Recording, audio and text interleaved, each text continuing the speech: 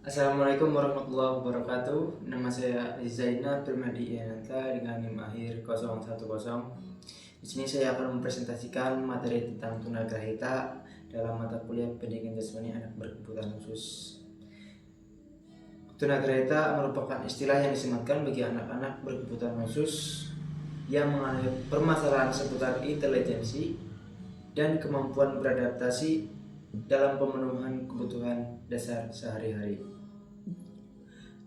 Karena hal ini yang menyebabkan keterbatasan intelijensi sehingga berdampak pada permasalahan akademik dan kesulitan dalam menjalani aktivitas sehari-hari. Untuk yang selanjutnya adalah klasifikasi tunagrahita. Klasifikasi tunagrahita ini dibagi menjadi 3 tingkatan berdasarkan tingkat intelijensinya. Yang pertama yaitu kategori ringan. Apabila anak memiliki IQ sekitar 65-80 bisa dikatakan ringan. Yang selanjutnya adalah kategori sedang, di mana ketika anak tersebut memiliki IQ 50-65.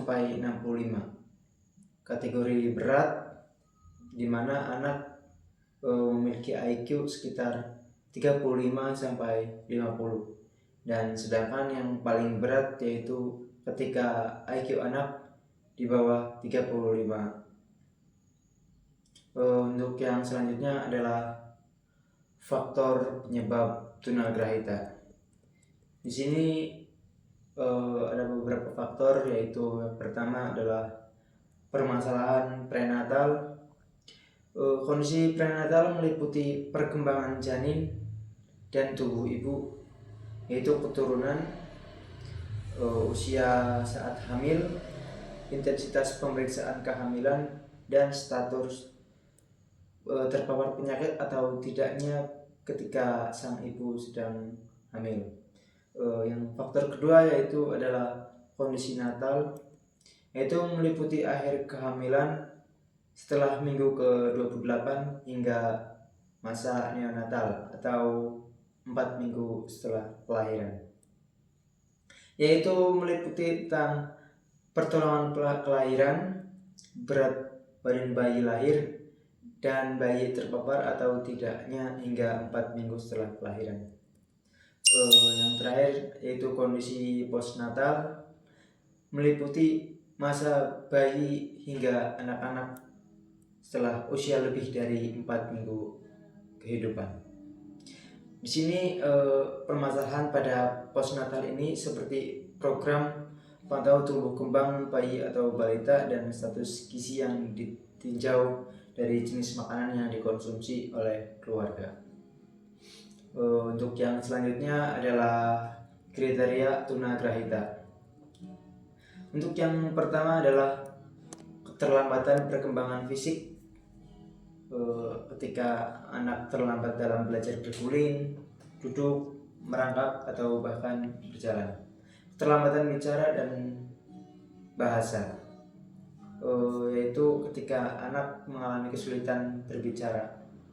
Yang ketiga yaitu keterlambatan kemampuan dasar seperti kesulitan dalam menguasai bahasa sehari-hari.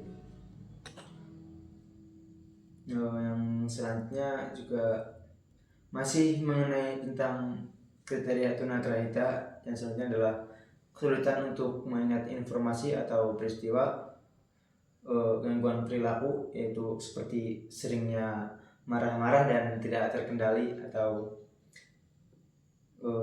baik itu permasalahan yang ringan ataupun permasalahan yang lain. Untuk yang selanjutnya adalah penanganan anak tunagrahita. Dalam penanganan anak tunagrahita seharusnya mendapatkan penanganan khusus untuk mendapatkan dukungan dalam perkembangan anak tunagrahita di lingkungan rumah maupun sekolah dengan melakukan strategi seperti yang akan saya jelaskan. Yang pertama itu tumbuhkan kepercayaan diri pada orang tua. Karena orang tua dari anak tunagrahita harus mampu mengesampingkan ego dalam membangun kepercayaan diri ketika mempunyai anak yang tunagrahita, karena memiliki hambatan terbesar dalam mengasuh anak tunagrahita ada pada orang tua karena memiliki rasa malu dan kurang percaya diri. Yaitu yang kedua, beri lingkungan yang nyaman dan kondusif bagi anak. Pemberian lingkungan yang aman dan nyaman menumbuhkan kepercayaan diri pada anak karena mampu melatih berkembang semaksimal mungkin sesuai dengan kepercayaan lingkungan dan pengasuhnya. Yang ketiga, mengembangkan kemampuan anak semaksimal mungkin. Orang tua memberikan kesempatan kepada anak untuk berkembang dan bersosialisasi dengan dunia luar untuk dapat membantu memperbaiki perubahan sikap seperti perilaku yang disadar dan motivasi untuk berkembang seperti anak-anak di luar lingkungannya. Yang keempat yaitu mengajak anak melakukan terapi melalui permainan. Ketika di sekolah, guru mengajak anak-anak tunagrahita untuk bermain dalam pembelajarannya, di mana peraturan-peraturan yang sifatnya bergilir setelah mudah dicerna oleh anak tunagrahita. Anak tunagrahita memiliki permainan bergilir terlibat dalam kegiatan percakapan yang mudah dipahami agar anak bisa bersosialisasi dengan teman-temannya. Yang kelima yaitu pengadaan kegiatan bertukar pikiran dan informasi antara guru dan orang tua. Pertukaran informasi mengenai metode pengajaran yang diterapkan kepada anak-anak tunagrahita. Metode ini akan berguna bagi orang tua ketika membantu anak belajar di rumah. Yang selanjutnya adalah memberikan terapi lanjutan sekolah anak tunagrahita, khususnya itu sekolah luar biasa, lewat memberikan terapi sehingga anak siap mendapatkan tingkat pendidikan yang lebih tinggi. Terapi tersebut meliputi 3 hal, yaitu terapi perilaku, terapi jarak, dan terapi yang dilakukan oleh pengajar secara terprogram dan terencana. Untuk yang selanjutnya yaitu proses pembelajaran tunagrahita. Media pembelajaran anak tunagrahita yaitu media pembelajaran yang sangat penting diperhatikan dalam mengajar anak-anak berkebutuhan khusus ini, di mana media pembelajaran harus memadai. Sedangkan karakteristik media pembelajaran untuk anak tunagrahita ini antara lain yaitu yang pertama adalah bahan tidak berbahaya bagi anak, mudah diperoleh dan dapat digunakan oleh anak. Artinya yaitu warna tidak mencolok dan tidak abstrak. Kemudian juga harus ukurannya bisa digunakan oleh anak itu sendiri, ukuran meja dan kursi. Adapun media anak tunagrahita yaitu seperti untuk pemetaan motorik berupa form board, puzzle, latihan pemetaan indera, dan seperti latihan perabaan dan ciuman. Tujuan pembelajaran yaitu pembelajaran ini telah dirancang sesuai dengan kurikulum yang berlaku. Tujuan ini diinternalisasikan dalam setiap proses pembelajaran dengan pendekatan yang sesuai dengan karakter siswa. Materi pembelajaran di sekolah luar biasa telah disesuaikan dengan kondisi siswa. Menyusun modul ajar yang memuat permainan olahraga yang telah dimodifikasi.